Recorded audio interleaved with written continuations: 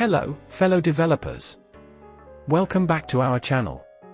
Today, we have an exciting topic on the agenda, the composite design pattern in Java.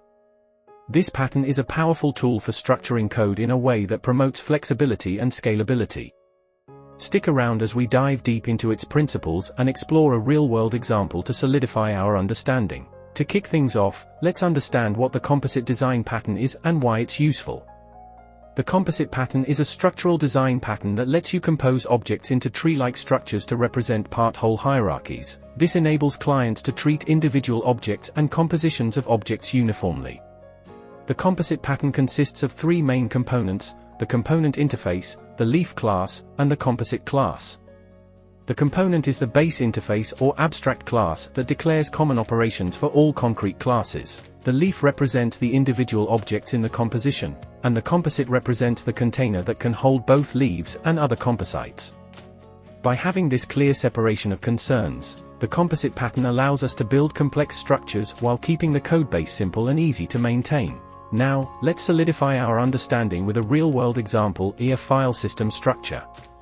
Think of a file system where you have both files and directories. Files are like the leaf nodes, and directories are like the composite nodes that can contain both files and subdirectories.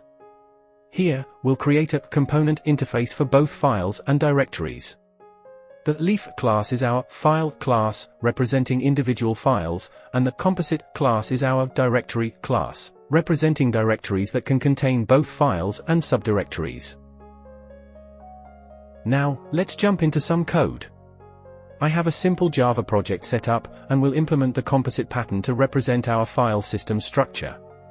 I'll start by creating the component interface and then the leaf and composite classes.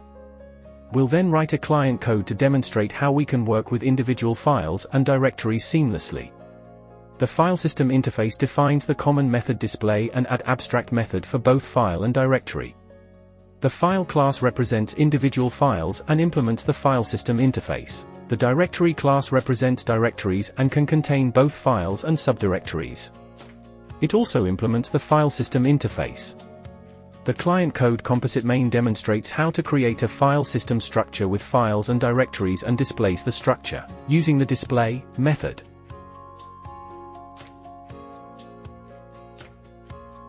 And there you have it, the composite design pattern in Java. We've explored its definition, components, and even implemented it in a real-world scenario.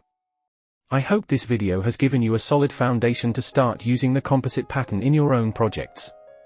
If you enjoyed this content, don't forget to like, subscribe, and hit the bell icon for more insightful videos. Thanks for joining me today, and happy coding!